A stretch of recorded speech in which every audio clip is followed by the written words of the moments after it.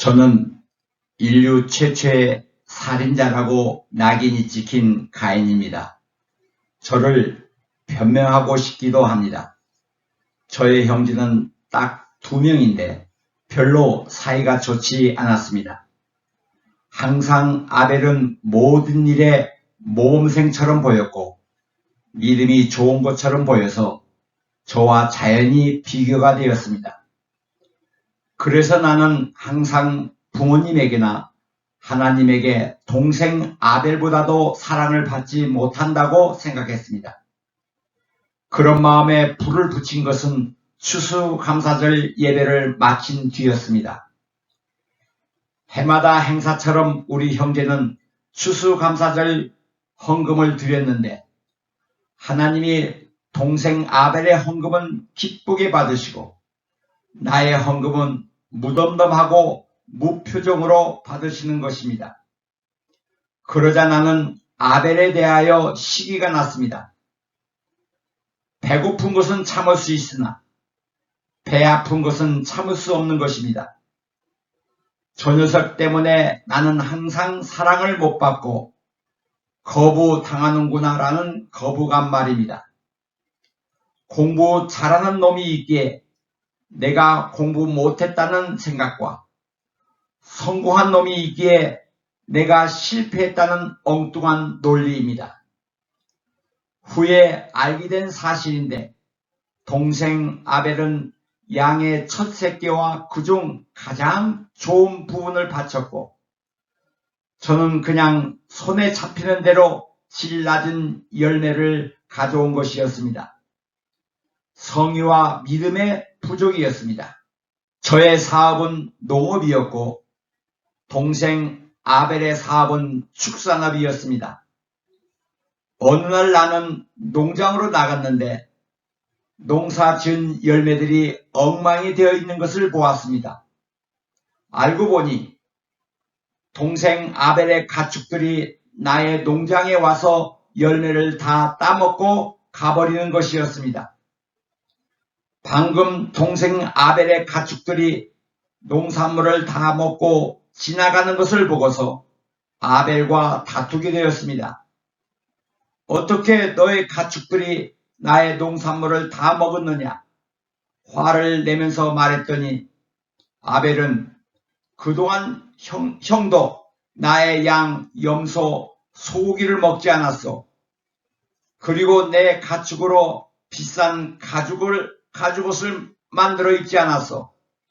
형이 나에게서 보상을 받으려면 먼저 형이 먹은 흙 염소 땅값과 가죽 옷값부터 배상하라고 말하는 것이 아닙니까?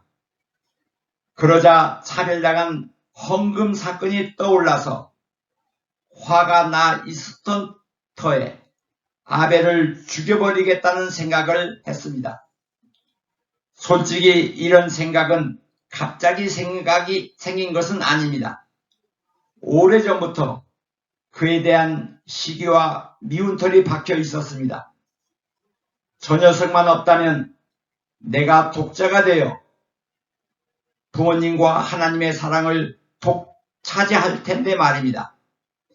그래서 나는 화가 나서 아벨에게 너를 죽이고 싶다고 말했습니다.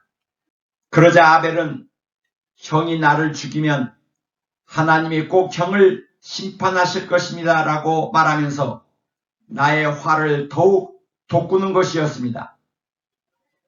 미움이 잉태하여 사리를 품고 있을 때 주님이 어떻게 하셨는지 말씀하시기를 어찌하여 너의 얼굴빛이 달라졌느냐?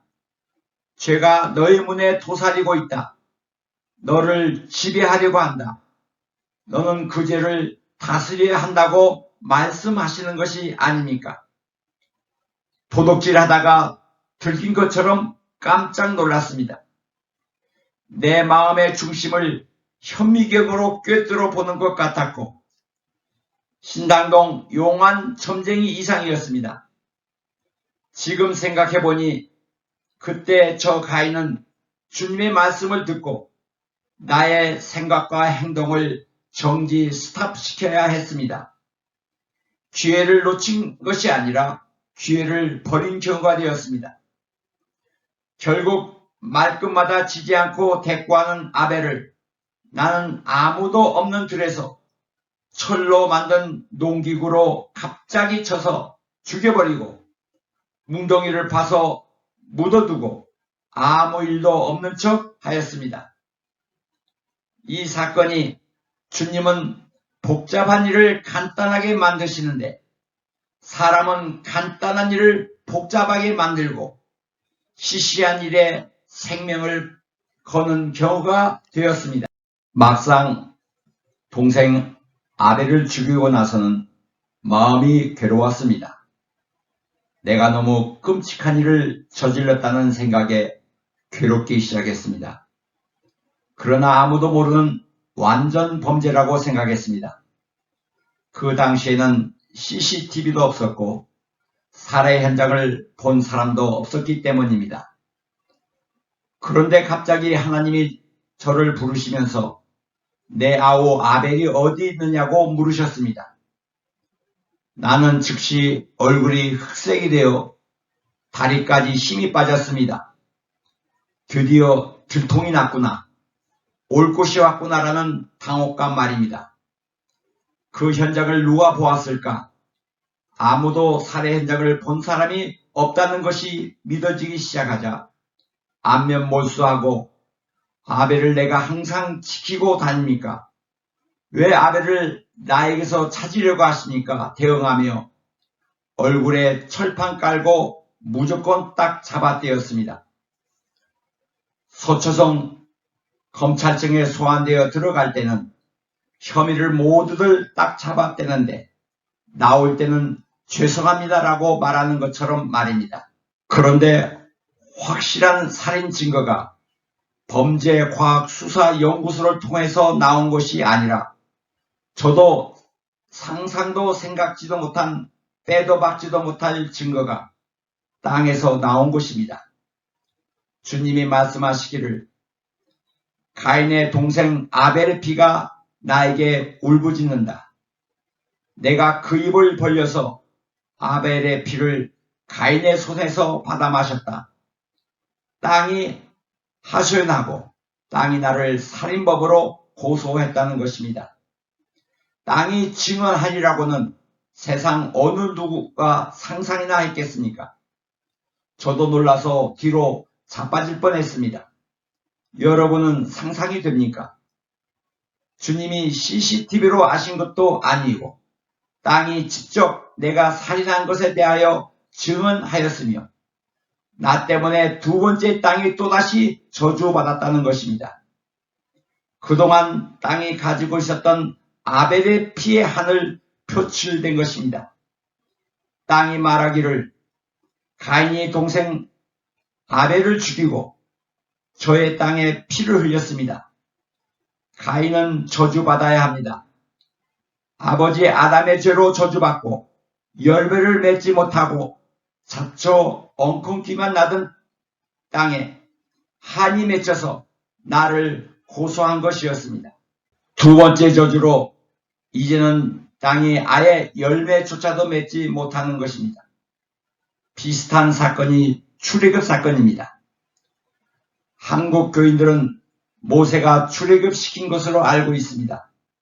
그러나 모세를 부르시기 전에 이미 하나님은 이스라엘 민족들의 노예 생활에서 오는 고통과 신음소리를 들으시고 그들의 처지를 생각하시고 출애굽을 준비하셨던 것입니다.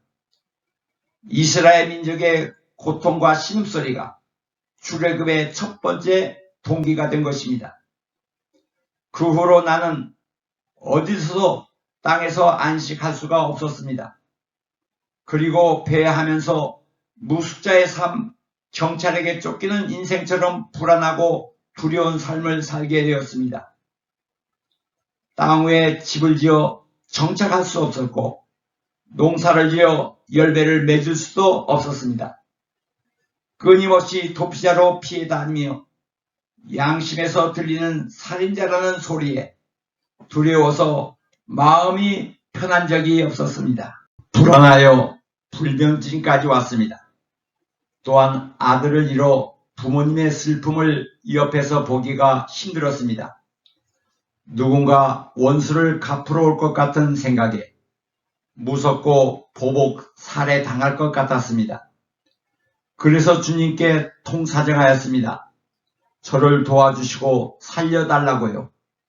그러자 주님은 나에게 표를 찍어주시면서 그 어느 누구도 가인을 건드리지 말라고 선포하셨습니다. 주님이 살인자 나를 지켜주시기 시작했습니다.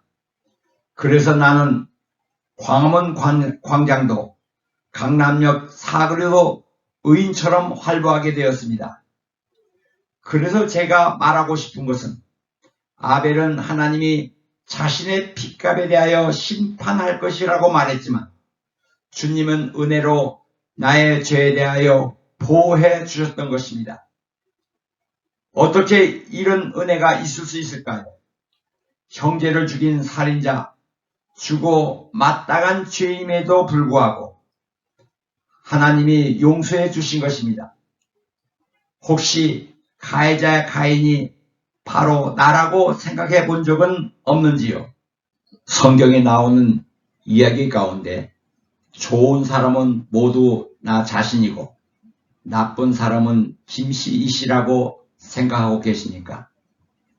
착한 사마리아인은 바로 나이며 강도나 가룟 유다는 그들이라고 생각하십니까? 나는 항상 상처만 받은 피해자이며 나는 다른 사람들에게 상처를 준 적이 없다고 생각하십니까? 그러나 형제를 미워하면 이미 형제를 살인한 것이라고 예수님이 말씀하신 것처럼 과거 형제 자매를 전혀 미워한 적은 없습니까? 솔직히 말하면 우리들도 형제에 대하여 살인죄를 지은 사람들이 얼마나 많습니까? 음욕을 품기만 해도 간음한 것이라고 하니 사실 이 말씀은 실천하기 불가능한 말씀인데 이 말씀을 그대로 적용하면 간음하지 않는 사람이 지구촌 전체에 있다고 생각하십니까? 이 말씀들에 나는 자유롭다고 자신있게 할 수 있는 사람이 있을까요?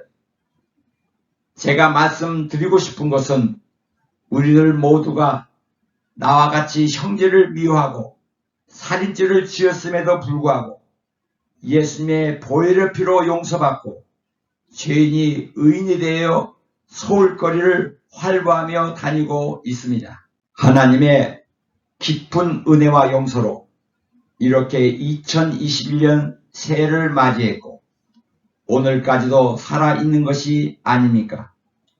솔직히 말하면 우리 모두 염치가 없고 뻔뻔한 사람입니다. 우리는 모두가 가인입니다. 나도 여러분도 모두 죽을 죄인입니다. 그런데 주님이 우리에게 표를 찍어주시고 보호하시고 용서해 주셨으니 그 엄청난 은혜를 나만 받은 것이 아니고 우리들도 모두 받은 것입니다.